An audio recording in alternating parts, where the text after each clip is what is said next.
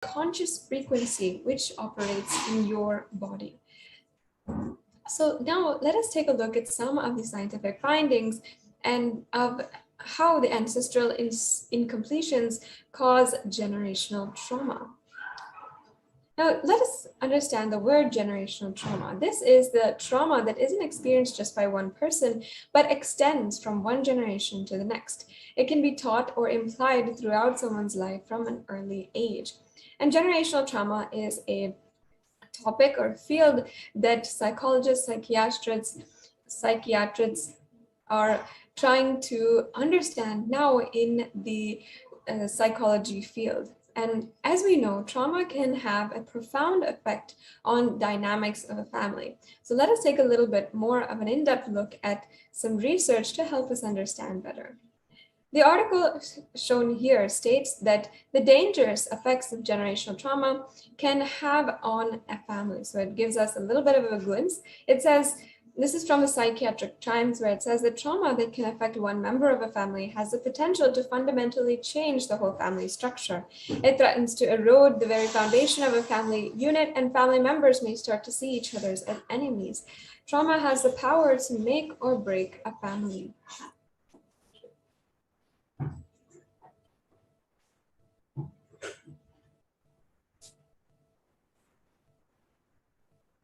And this medical report shown here below indicates that generational trauma on children of those who have experienced trauma. And this report and research has showed us how there is a biological marker which differentiates between the children who have had generational trauma or who have traces of generational trauma and those who do not. So it says that one study of children of mothers exposed to childhood trauma, particularly emotional abuse, had higher nervous system activation. And they see this as a marker for vulnerability and anxiety, especially compared to the children whose mother had low emotional abuse. And the effect that remained significant after accounting for maternal PTSD. So this experiment shows us that the effects of generational trauma should not be downplayed. There is something that is being triggered, that is being passed down through generations when it comes to trauma and when it comes to our experience of trauma. It's showing us that if we have had ancestors, if even our parents have gone through some kind of trauma, then we in our lives are more likely to experience vulnerability, more likely to experience anxiety, and even further experience have shown traces of this in cases where people are having addictions and are unable to come out of it, or of having cases of depression, but not knowing the source of it is not necessarily post-traumatic depression or anything like that. And when this happens, the psychiatrists are trying to find the solution behind why this trauma is occurring, why people are feeling this way about their lives.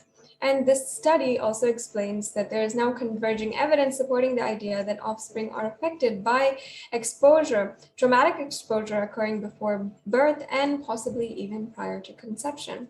So now, as we explore this topic, we will come to understand how our biomemory, our muscle memory, and bioenergy ties in with this research.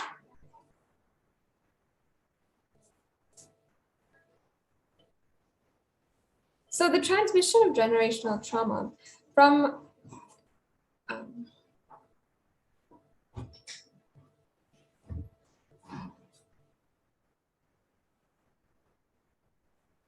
Yes, sorry for that. This transmission of generational trauma from parent to child has been proved in various other studies. For example, in 2019, an experiment conducted on mice had showed similar results, where the offspring has shown effects of trauma that their parent has been through. And we're now going to be seeing a little bit more about that experiment, what it reveals to us, and what we need to understand. So after the experiment was carried out,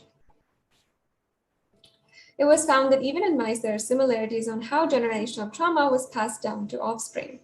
And in the Science Journal, there's an article that is describing that early results on generational trauma are promising. We have overlapping findings with the mouse model. And in a preprint uploaded last month to the BioRib, Manaswi and Javed, who are the researchers mainly on this experiment, documented changes in the levels of fatty acids in the orphan's blood and saliva that mimics changes in traumatized mice. So what they did is compare the children DNA to the DNA that has already been run in an experiment that has already been run on mice. And they found similar RNA alterations. So this means that there is a presence of similar biomarkers that suggest that comparable pathways are operating after trauma in mice and in children. So that shows us a little bit that there are different markers that can be tracked from generation from one generation to the next, and also across different species on trauma and how it is passed down. And even other research and studies have also confirmed the way in which transmission of trauma occurs, whether in human or in animal. And this is taking from our knowledge of biology and also how DNA is passed down. According to convention, this article says from Scientific American, the genetic sequences contained in DNA are the only way to transmit biological information across generations. Random DNA mutations, when beneficial, enable organisms to adapt to changing conditions, but this process typically occurs over many generations. And research and development has progressed greatly. Now recognizes that even within cultures, this generational trauma exists. In an article here, we're seeing about cultural trauma and epigenetic inheritance. It's saying that it has long been recognized that that experiences of parents and ancestors influence their future generations. Many cultural practices and ritual functions to transmit historical knowledge and experiences across generations. So it's showing us that there is a commonality between cultures, and many people have found this in even their research and psychology research, on why certain communities are undergoing more depression than others, why certain communities are more vulnerable to addiction, and the members of their communities are more vulnerable to addiction or to even depression, or even to different forms of poverty. And in this way, they've seen that the trauma that the current generation is experiencing right now is not necessarily something that is done in their lives, but because and due to their ancestors and due to the trauma that their ancestors have been through. And if you take examples of perhaps the indigenous Native Americans, or even Hindus with a history of Holocaust, of genocide, we are now seeing the effects of that in our current generation, in the generation that is living now and trying to cope up, trying to heal their past life, their past and their ancestral trauma, and as well what they're going through right now in their lives. And modern day science has provided some solutions. They generally lead patients and lead these individuals to going to therapy. And therapy is the primary way that people can tackle generational trauma and actually trauma in general. And they use parent-child interaction therapy, child-parent relationship therapy, and different kinds of therapy that will help one address the generations before them, and will address the trauma that their previous generation has been through. So this is the way that modern science and the medicine system, institution of health, has addressed this generational trauma, as it has only now been recognized by the scientific community as well. But now let us take a look at the Hindu solutions for generational trauma. First of all, from time immemorial, Hinduism, Sanatana Hindu Dharma, has done vast research and development in this field. And while it is something that is very much new for the modern day science and modern day scientists. It is something, it's a science already established in the in Hinduism, and it's not only identified the root cause of generational trauma, but has also the solution, which is practiced in every Hindu family until today. And that is what brings us to understanding the solutions that Hinduism reveals. There are two main ways that Hinduism provides the solution for generational trauma and this occurrence, this feeling and liberating the souls of your ancestors. And first is Shraddha. The second is Maheshwara Puja. We're going to be seeing a little bit more of the details behind both of these solutions.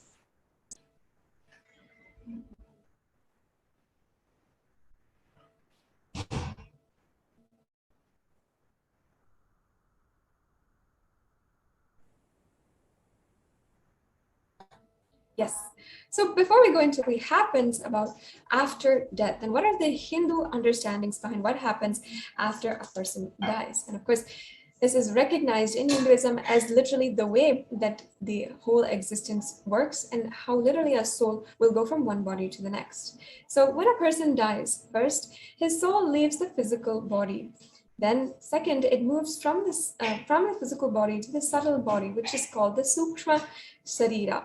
And in the Sukshma Sarira, it stays for 3 kshanas, the gap between two thoughts. A kshana is defined as the gap between two thoughts, and the gap between two thoughts can be varied.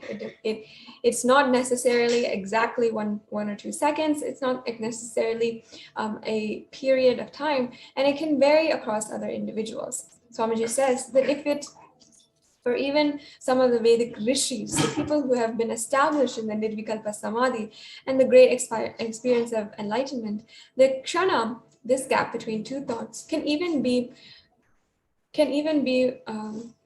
centuries. It can even be kalpas, billions of years, because they will be resting in that space of thoughtlessness.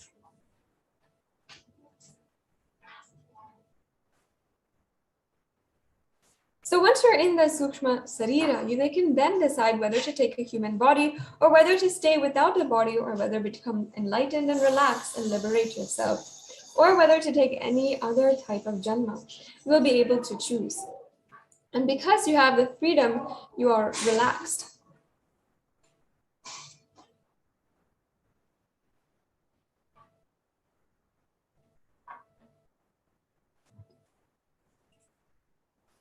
And if we have lived a restless life, we will stay literally only 3 microseconds.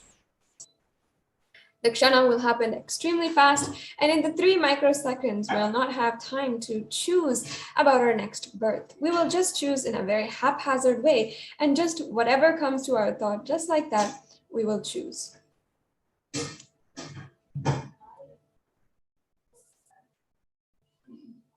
And if we've lived a peaceful life, we will have time to look at our complete samskara structure. We will be able to see how we lived this whole life.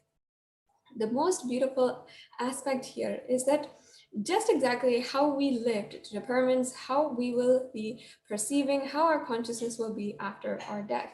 If we lived a life of restlessness, then we will experience that after death as well. We'll feel that the time in between, there's absolutely no time, and that we have to rush into the next body. We'll be overwhelmed by the karmas that we have, by the samskaras that we have, and rush into the next body, and we won't consider whether it's an animal body, whether it is a human body, where this human body is. We won't consider anything at all. If we have lived a peaceful life, then if we had just had one glimpse of Nirvikalpa Samadhi with the initiation of the avatar, even then we will have the capacity, the strength and endurance to be able to take a step back and prolong that gap between two thoughts, the kshana, and be able to make a healthy decision about where we should go next. And in that way, we can even choose whom to be born to, our parents, and where we should be born, or where our parents are that we should be born to. We can choose so many things that can literally and ensure that we are living the life that we want and that we are fulfilling the karma, the prarabdha karma that we have.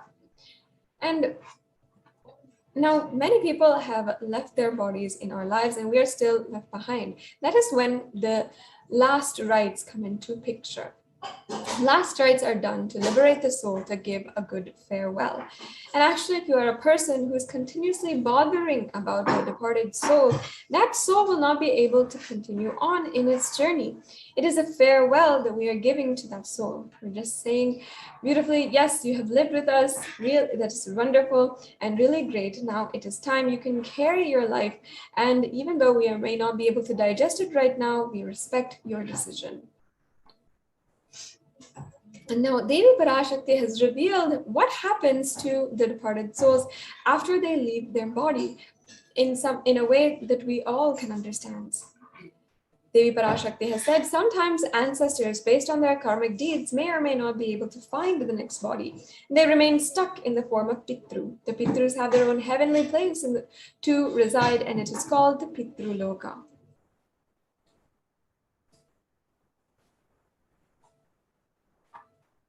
And our responsibility is to release the soul from the bondages that they have.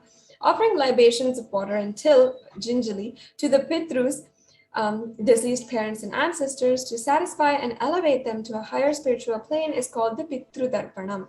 This Pitru Darpana is done to give a beautiful farewell or to release the soul from bondages.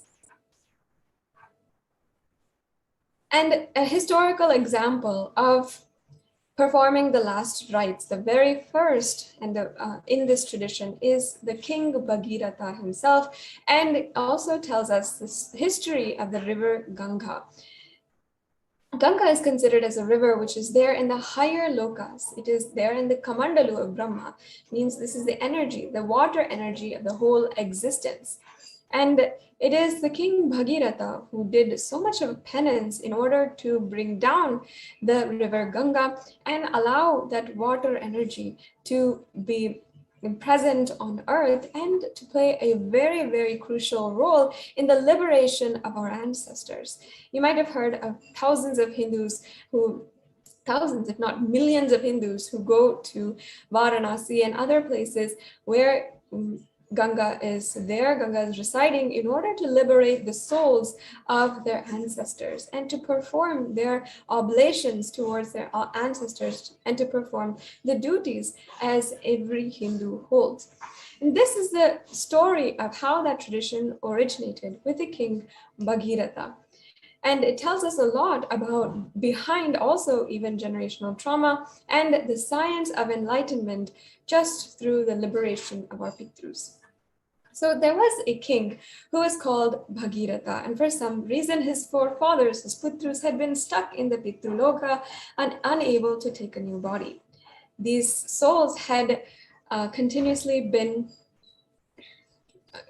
struggling and suffering in the Pitruloka, and they were not liberated. And so they continuously were begging King Bhagiratha to help them in some way, do something in order to liberate them. So the king decides that, yes, I have to do something to liberate them. And in order to, the king takes up intense tapas. In the Bhishma Parva of chapter 6, verse 4 of Mahabharata, King Bhagiratha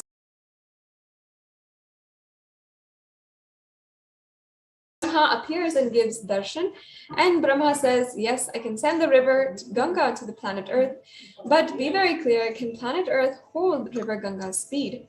And Brahma tells him, first do something for that and arrange for it, then I will send Ganga.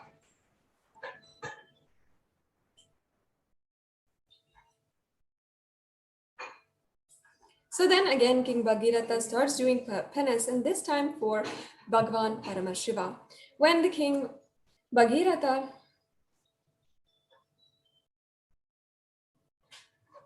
So the king Bhagiratha explained that now Lord Brahma accepted to send the river Ganga to the planet Earth, but he says the whole planet Earth will be washed away. So please, Paramashiva, can you please do something in order to protect us? You have to take care of us. And this is the request from Bhagiratha to Paramashiva.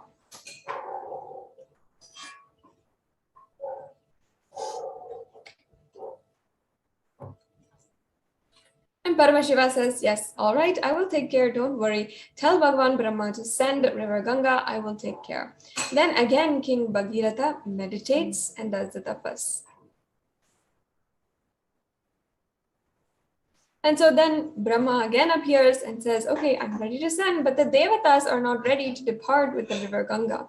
They like to take bath in Ganga every day, and it is their life source. Ganga is not simple, and it is an energy. By bathing in that only every day, they rejuvenate their body and mind.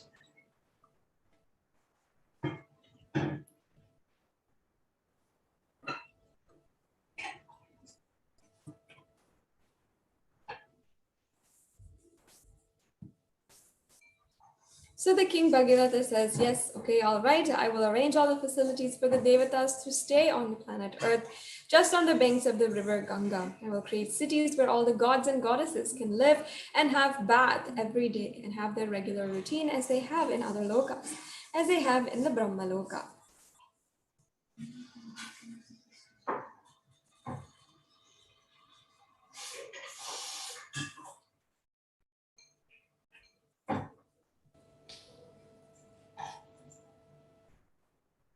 So then King Bhagiratha comes and does the tapas towards Himachala, the Hima hills, the Hima Parvata, Himaraja.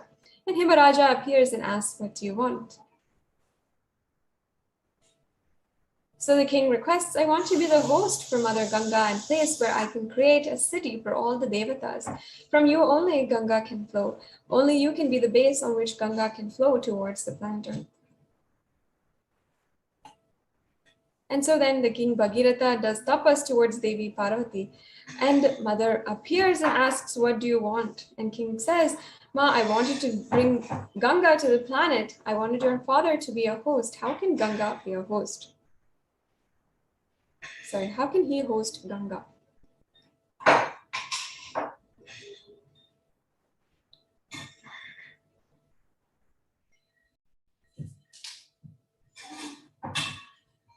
And Devi Parvati says, I am she is me. She says, River Ganga is the feminine aspect of me and I am the mother aspect of her. Then she goes and tells Himaraja, the host, to host her, and Himaraja accepts. Then King Bhagiratha starts building the whole city throughout the route in which Ganga is supposed to travel. He meditates on every hill and takes permission. He prays to every hill. Every hill says, yes, I will give the way for Ganga. And so the whole route in this way is cleared. Then he goes and prays to Lord Kalabhairava, who is in charge of city of Varanasi. Kalabhairava appears and says, what do you want? And he says, please give us a way for Ganga. You should receive Ganga and give us the way. And Kalabhairava tells, surely I will give, don't worry, but this is such a holy city. Tell Ganga to take a full production of the city and go. Do production of the city and go. And Ganga accepts that. Bhagavan Kalabhairava's command and she takes the U-turn. Means the Uttarvahani. She is called the Uttarvahani in Kashi. Suddenly Lord Brahma comes up with the next trouble. He says that you meditated and propitiated all of the Devatas except Vishnu. Only then I can send Ganga. And then the king started meditating towards Lord Vishnu this time. And Vishnu also appeared and says, what do you want? The king shares, I wanted to bring Ganga to the planet Earth. Unless you agree, unless you give the blessings, it will not be possible. So please bless me. So Bhagavan Vishnu says, all right, bless you. Ganga will come to the planet Earth and she will come just out of my feet. Then he says a beautiful one more sentence. Whomsoever has realized the Vishnu Maya means a universal consciousness, whatever water comes out of their feet will be Ganga. From this world only, the tradition of Pada Puja starts, and Pada Puja of enlightened masters starts from this tradition. So then the king meditates now towards Brahma, and Brahma appears with all his glory and compassion and blesses the Bhagiratha. Then he prays to Ganga and he does tapas towards Ganga and meditates and invites Ganga. And of course, Ganga, with all of her compassion at last, not only compassion, the wild energy, she just comes out of the Brahma's Kamandalu. With all the power, she straight away started moving towards the earth. The moment she came out of the Kamandalu and started moving towards the planet Earth, all the 14 worlds were shaken. Every Devata, all the Rishis, the Munis, they escaped from the planet Earth and ran away because they got frightened that the Pralaya is going to happen. They thought the end of the world was going to come. And with such a power, they simply ran away from their world and they escaped. And now Paramashiva beautifully appears and puts his head in between the Ganga. She straightaway lands in Shiva's head into the matted locks. And the next thing, she gets herself locked in the hair and she is locked. So, but then King Bhagirath is sitting and waiting for Ganga for one kalpa. What has happened? Already she has started, but she has not yet landed. What happened? So again, he meditates towards Paramashiva, and Paramashiva appears and says, yes, she's there in my head. Now what do you want me to do? And Bhagirath says, please just send her a little bit. Don't send the whole thing. And then Shiva says, oh, is it so? All right, then just he moves one hair and just he does only one hair moves. And from that one hair gap, Ganga comes out and lands on the Himalayas. So let us understand the whole happening of Ganga from the dimension of the spiritual enlightenment. So actually, the whole happening is a metaphysical expression of Bhagiratha's enlightenment. The first thing is that Bhagiratha is tortured by the past samskaras and engrams, and that is the elders who are not liberated. Still, they are hanging around him. He's continuously tortured by the past samskaras and engrams. So Bhagiratha does tapas towards the creator of the whole universe, and he wants the knowledge, the energy to be flooded on him so that the engrams will be washed away and all the engrams will be destroyed. And one more important thing is that when Ganga came, she washed all the ashes of Bhagiratha's forefathers and liberated them.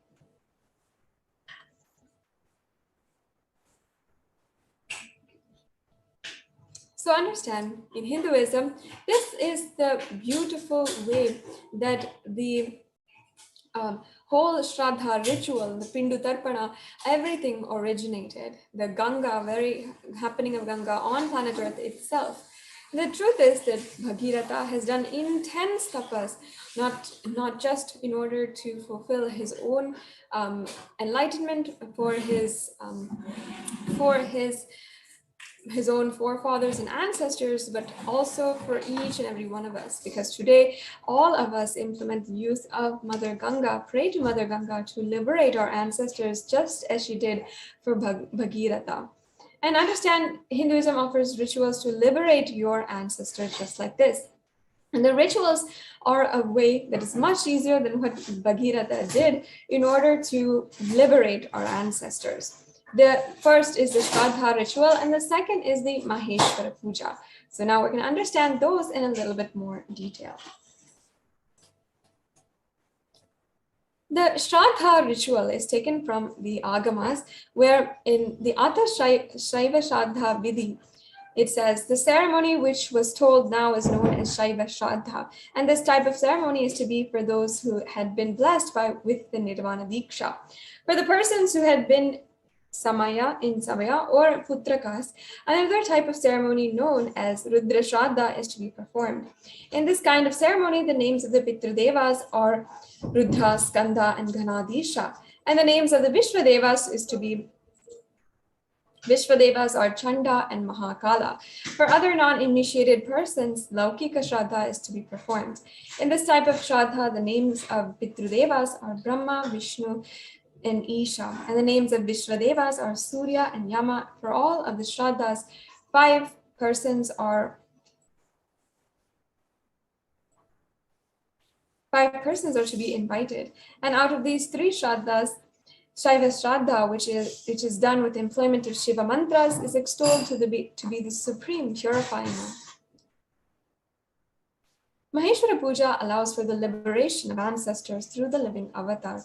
It is offered to those souls who are no longer alive, so they can rest in eternal peace, and the real peace that any soul can experience is enlightenment.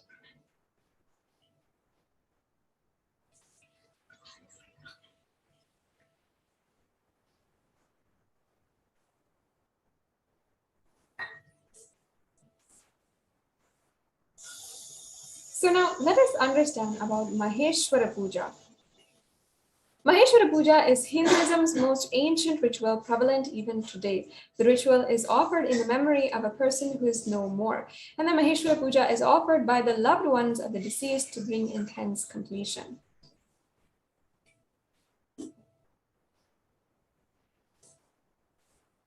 During the Maheshwara Puja, an incarnation completes on your behalf with their departed souls, and Maheshwara Puja bestows the performer with peace, completion, and emotional relief to smoothly recover from the trauma and the loss of a loved one. So completion means living and acting without any hangover of the past, words, or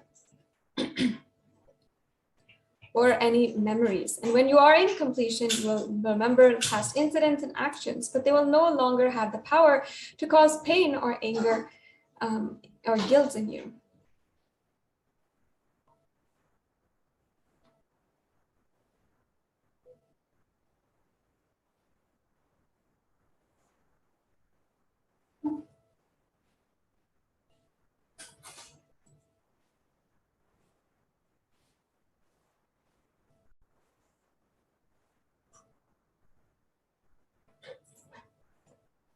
So during the Maheshwara Puja, your request for completion is offered in the form of bhiksha, or food to the avatar, an incarnation as per Hinduism. Only the avatar can actually trace the departed soul in the cosmos and relieve both you and that being departed soul of incompletions. And there is actually a verse from the Manusmriti, which talks about the departed souls who wait for their completion.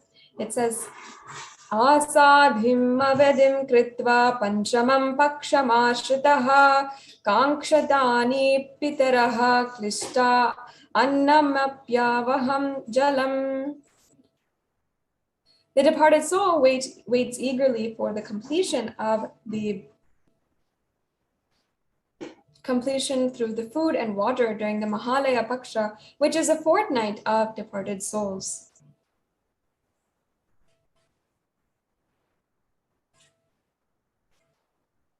The tradition says that there are 3 places where you can offer the farewell ritual or the Shraddha Puja. And that it says that Bodh Gaya, where Buddha became enlightened, where Bhagavan Vishnu's feet are worshipped. This is a place well known for the energy of Pinda Shraddha for completion of the departed souls. And the second is Bhadri in Badrikashram. Bhagavan Kalabhairava himself receives Brahmakapala, holding Brahma's skull, and receives the Pinda and offers it to Bhagavan Vishnu on our behalf. The third place is the Manas Sarovar near Kailasa in the Himalayas. So these 3 places, all of them put together, is what is equivalent to the avatar offering completion during the Maheshwara Puja. The avatar is said to be all 3, the Brahma Kapala, Kalabhairava's body, and Vishnu's feet, Manas Sarovar, Badrikashram, and Bodh Gaya, during this Maheshwara Puja. So if it so happens that the departed soul has already taken the next birth, by offering the Maheshwara Puja, you will be relieving them and their karmas, and suddenly their soul starts progressing in their journey wherever he needs to progress. So the ritual is like completing the completions at both ends. It is a blessing of an incarnation when he sits and accepts the Maheshwara Puja. And there are many stories, many breakthroughs that people have had when they have offered this Maheshwara Puja. And we can go on and on telling the stories of how people have achieved completion through Maheshwara Puja. Today, we'd like to share with all the viewers one of those examples where a devotee has been able to offer the Maheshwara Puja, and she has a breakthrough in several different areas of her life. Not just in healing with her mother, who is the person on behalf of whom she had offered the Maheshwara Puja and who had been the departed soul, but also in her own life, in the aspect of finances, in the aspect of her relationship with her husband, in the aspect of her own time management.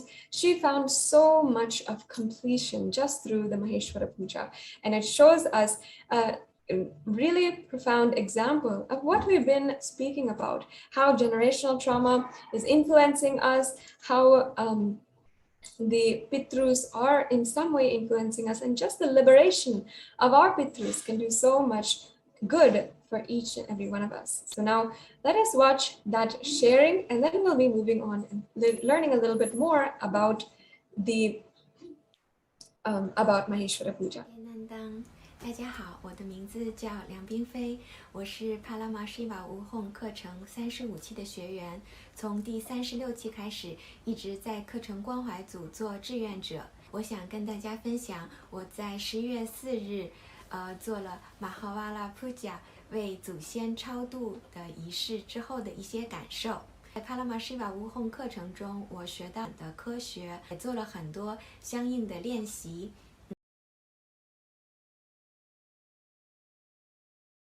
几十年前的那种大合影的照片，他是我妈妈的小学同学，大合影的照片里有我的妈妈的样子我觉得这一切都是上师的安排，他让我知道我有这样的还有这样的不圆满，让我愿意去臣服于上师，让他去帮我拿走我的不圆满。同时我也感受到了上师的爱和同修的爱，他们会帮助我圆满我的这些无力感。接下来我想讲一下我在参与完马哈瓦拉普加超度仪式之后的一些感受。在当时仪式的时候呢，我其实是有感觉到有一些能量的进入，我也一直在向上师去请求拿走我这个内心的无力感，圆满我内心的模式。当天呢，我参加完超度仪式之后，我走出家门的时候，我就发现自己的身体呢就轻盈了很多，就是从未没有的那种轻盈感，我也觉得很神奇我觉得可能是业力被拿走的那种感觉，就是这样的轻盈感吧。我在去星巴克买饮料的时候呢，我得到了一个这个1赠1的一个幸运问卷，就是随机的，1500人或者1000位顾客，里面会突然蹦出来这么一个，就是很随机的。虽然只是显化了一杯饮料，但是我会觉得自己是一个很幸运的人。当天晚上呢，我也一直感觉到自己呢是已经是非常被治愈，已经一直在一个圆满空间里。我当时就鼓起勇气跟我先生说起了斯瓦米吉的事情。在此之前，我一直都不敢告诉他我在跟随尼辛亚南达大师学习的事情。因为什么呢？是我觉得我是对自己不够有自信，我怕他认为我是误入邪教啊。每当他问我的时候，虽然我家里也已经摆上了斯瓦米吉的像，但是然后我就会告诉他我在学习瑜伽，这是我的瑜伽老师。我也并没有跟他讲我在具体的还在学什么。但是在超度仪式之后呢，我就突然有一股很大的勇气。我跟他说我在跟随尼辛亚南达上师学习的事情呢，以圆满的空间跟他交流。然后我先生跟我说他觉得这是一件好事。然后我觉得自己这么多天这种就是不安啊、不自信啊，就是自己的幻象。我其实没有必要这么纠结在自己的这些内心不自信上面。通过跟我先生的这个交流呢，我也突然感到自己的这个内在空间有了很大的扩张。我曾经呢也认为我有一份全职的工作，然后还要参与志愿者的工作，然后还有自己的家庭，还有孩子要照顾啊。我就觉得自己怎么会有那么多时间和精力呢？这真的是不可完成的、不可能的任务。我经常就是陷在这种时间的无力感里，然后我也是经常在这个手账上去记录一些自己的日程啊，然后就会越来越发现自己的时间的匮乏。但这次参加完超度仪式之后，我明显感觉到自己内心的空间的扩张。我也会觉得事情是有很多事情，但是我只要拿起责任去一件一件的完成，所有的事情都会很顺利的解决。如果你看到这个视频，也会对马哈巴拉普加超度仪式感兴趣的话呢，欢迎和志愿者联系。感恩大家，尼天南当。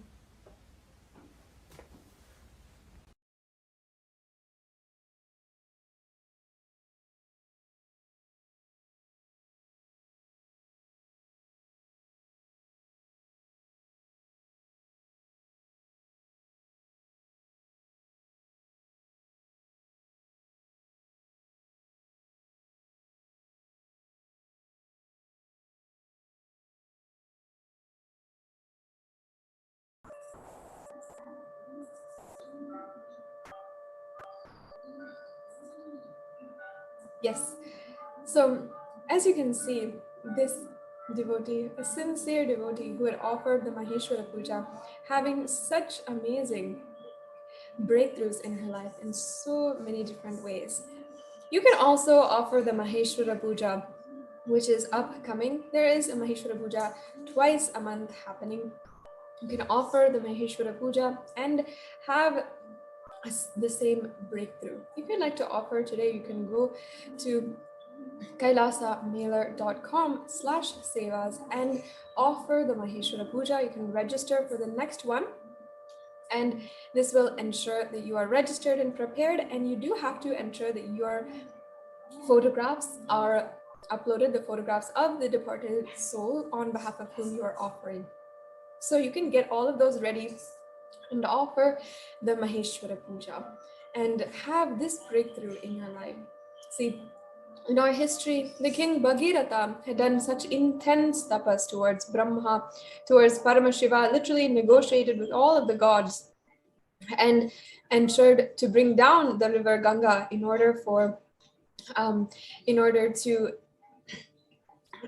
to liberate his own ancestors. But for us, it is absolutely easy, as the incarnation of Paramashiva is here with us, and we can simply be able to offer this Maheshwara Puja and liberate the departed souls. So please visit kailasamailer.com/sevas in order to find out more information and also make the offering. And now we're going to be moving on into the next segment of today's program. As a continuation of our Jayanti celebrations, the celebrations of the Avatar Dinotsavam, the 45th Avatar Dinotsavam, celebrating the Avatar happening 45 years ago at this time. Let us see the various different proclamations, releases, and news from all over Kailasa, which has been offered at the divine lotus feet of the Supreme Pontiff of Hinduism on this auspicious occasion.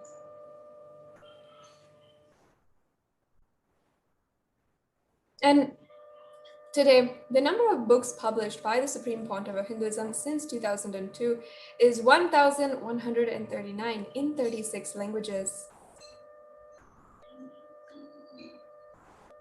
And you can see here the proportion of all the various books, with 493 books in English, 37 books in Spanish, 14 books in Bengali, 24 in Kannada, Portuguese, 20 with books regarding Gurukul and the education and upliftment of youth and children, 306.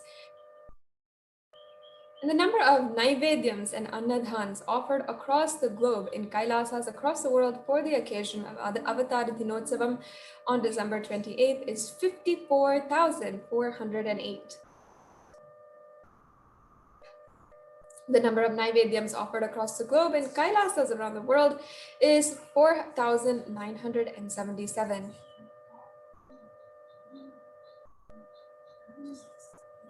And Naivedyams offered globally in Kailasas is Kailasa in Tamil Nadu with 1,474 and Adi Kailasa Sarvagnapeetham with 1,300, and so many other Adinams offering globally the various different Naivedyams on this occasion.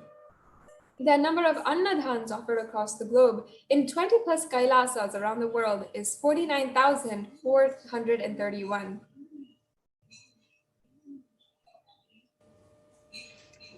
And you can see here the various different Annadans offered and the number of meals per Kailasa.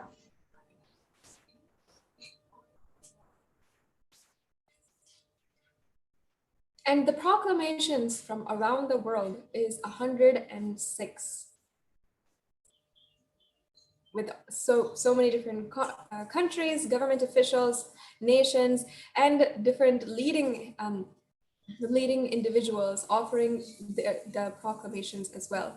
You can see from USA, 42 different proclamations, from Canada, from Mauritius, from Fiji, from Belize, from Tanzania, from Singapore, 9 different proclamations, from Karnataka, 1 from China and Chinese world, 33, from Taiwan, 12, from Malaysia, 2, and from Trinidad and Tobago, 2 proclamations.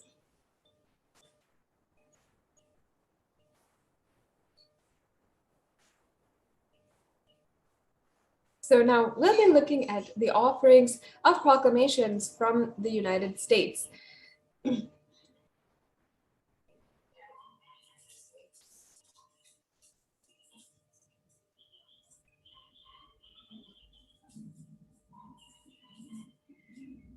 And we are thanking Congresswoman Anna G. Isuhu from the House of Representatives for her certificate of special congressional recognition. And as well, we thank Congressman David Valadao from the House of Representatives in California, United States. And Congresswoman Julia Brownlee, we thank you for your certificate of special congressional recognition to the Supreme Pontiff of Hinduism. As well, Congressman Mark Desalegner, we thank you for your certificate of special congressional recognition.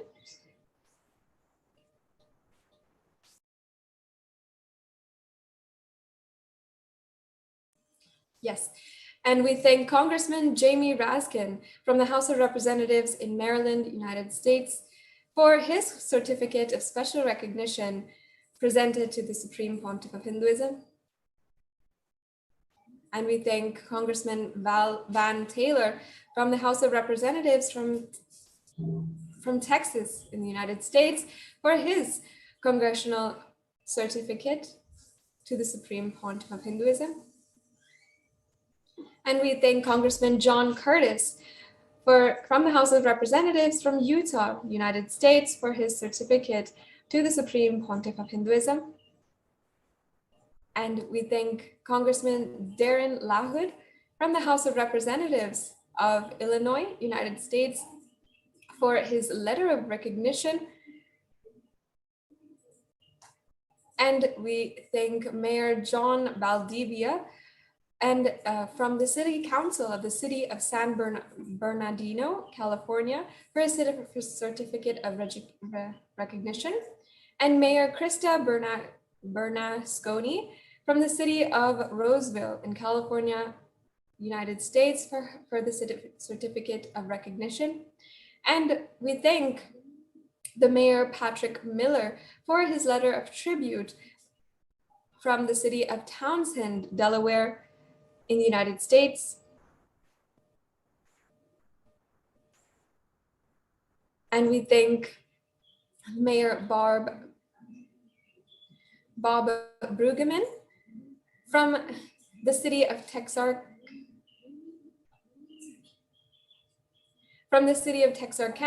from Texas, United States, for his recognition. We thank Mayor Carolyn K. Rigo from the City of Delaware, Ohio, for her proclamation presented to the Supreme Pontiff of Hinduism. We thank the Mayor Larry Klein from the City of Sunnyvale, California, United States, for his proclamation presented to Kailasa in San Jose. And Mayor Javier John Dutry for his certificate of recognition from the City of Montclair, California, United States, presented to the Supreme Pontiff of Hinduism. And we thank Mayor Chris Alahauzus from the City of Tarpon Springs in Florida, United States, for his certificate of recognition. And we thank Mayor Thomas M. Bernaby for his certificate of recognition and proclamation from the City of Canton. We thank Mayor Terrell L. Hill from Palatka, Florida, United States, for his proclamation presented to the Supreme Pontiff of Hinduism.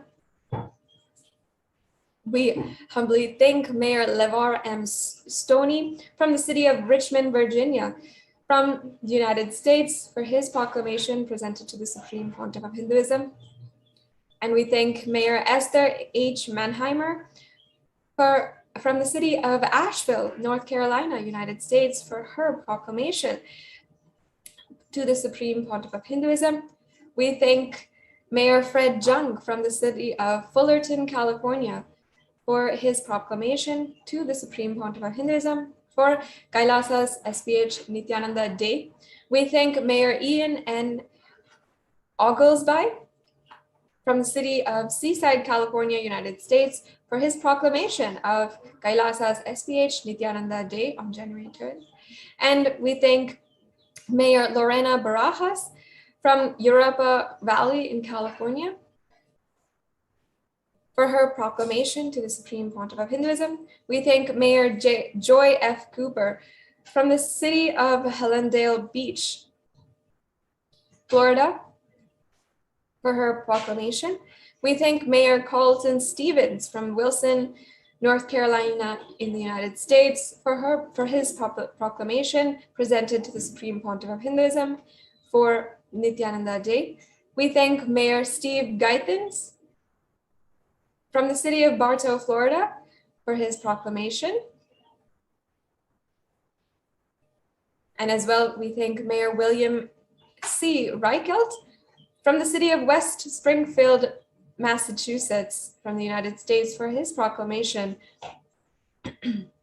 We thank Mayor Donald R. Sadler from the city of Washington, North Carolina, for his proclamation.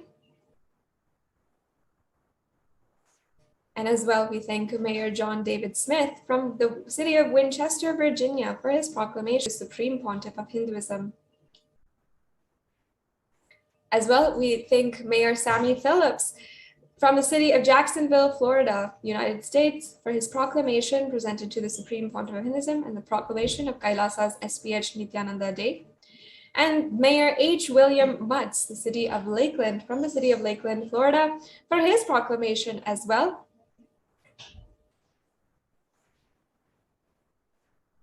And from the city of Winston-Salem, North Carolina, we thank Mayor J. Allen Joines for his proclamation.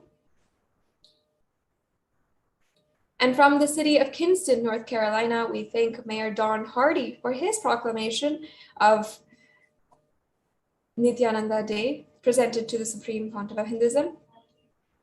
And from the city of Concord, North Carolina, we thank Mayor William C. Dust for his proclamation presented to the Supreme Pontiff of Hinduism. And we thank Mayor Pro Tem Peter A. Garcia and the city council members of the city of Fontana, North Carolina, from the United States for their proclamation. And now we'll be seeing some of the proclamations from the other countries.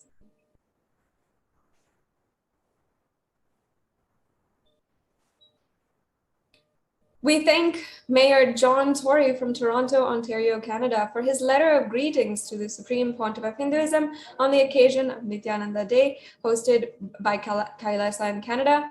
We thank His Worship Robert Mariano from Dengriga town in Belize for his proclamation. We also thank Mayor Constantine Sima from Mwanza City in the United Republic of Tanzania for his proclamation presented towards the Supreme Pontiff of Hinduism.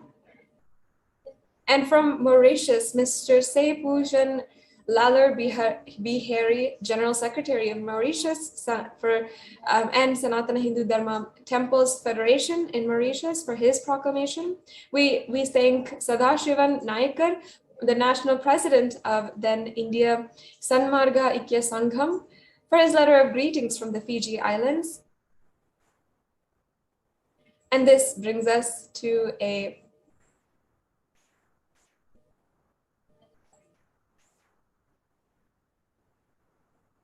all of the various different offerings made.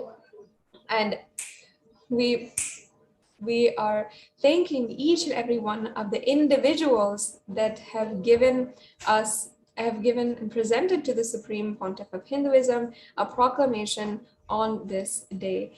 And each and every one has recognized Kailasa's SPH Nithyananda Day and who has recognized the Supreme Pontiff of Hinduism as a sovereign state of Kailasa, as sovereign of the sovereign state of Kailasa. And the Supreme Pontiff of Hinduism is continuing to expand all over the world, bring the spiritual services, the great teachings across the world to so many different countries, across so many different languages, and in order to help and enrich billions worldwide.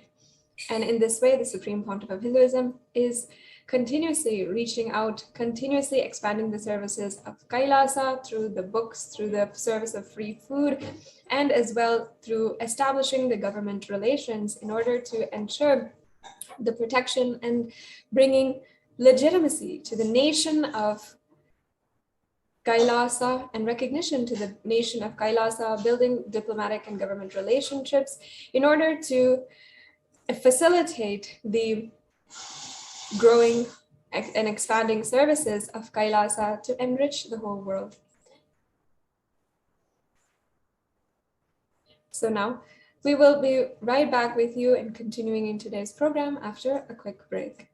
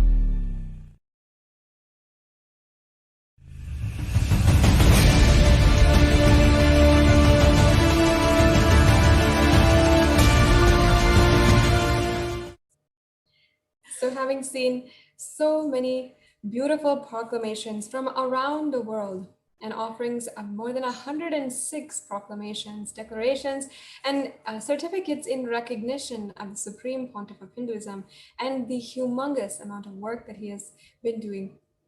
And each and every one of us, Kailasians across the world, and all of the viewers can remember and the amount of work the Supreme Pontiff of Hinduism has been doing even this past year. If we look at this year in review, we can remember back-to-back BHAVASAMADHI darshans of all of the gods and goddesses. We can remember Paramashivoham program, the various different programs that Swamiji has made available, satsangs and initiations for hours. Every single moment, every single day, the Supreme Pontiff of Hinduism has made himself available for each and every one of us to experience breakthrough this year and to continuously be guided. And we can offer the Pratyakshapada Puja as a deep, loving prayer towards the Supreme Pontiff of Hinduism out of our gratitude this year for the Supreme Pontiff of Hinduism for literally carrying us throughout the whole year. And we can ensure that we are taking this time to offer our gratitude at the feet of the Supreme Pontiff of Hinduism, having established Kailasa, the nation, for Hindus, just for us, and for each and every one of us to enjoy Sanatana Hindu Dharma and to live the enlightenment lifestyle. And make sure that you can even go to kailasamailer.com in order to make an offering, and you'll be able to get the next steps for how to make an offering and what is all the things that you need, as well as the method for the payment. And as it says in the Kularnava Tantra, chapter 12, verse 12, there is no mantra higher than the Paduka, no God higher than the Guru, no initiation higher than Shakti, and no merit higher than the Kula worship. In this very verse, it is telling us and teaching us that there is no God even higher than the Guru. So let us on January 3rd, this Jayanti day of the Supreme Pontiff of Hinduism, offer the Pratyakshapada Puja to the Supreme Pontiff of Hinduism. Another verse as well, where it says, one should not approach royalty, the deity or the Guru, empty-handed. So as we are going to be having the darshan of the Supreme Pontiff of Hinduism on the auspicious occasion of January 3rd, you can offer the Pratyakshapada Puja as a beautiful offering of gratitude at the divine lotus feet of the Supreme Pontiff of Hinduism. So with this, we will now be moving into the most awaited part of the program, the Satsang, the Nithyananda Satsang, and each and every one of us can imbibe the powerful cognitions delivered to humanity for superconscious breakthrough by the Supreme Pontiff of Hinduism. We'll now be ending with the Purna Mantra. Om Purnamada Purnamidam Purnat Purnamudachyate Purnasya Purnamadhaya Purnamevavashishyate. Om Shanti Shanti Shanti. Bhagavan Sri Nithyananda Paramashivam Padukarpanamastu. Om Nithyanandam.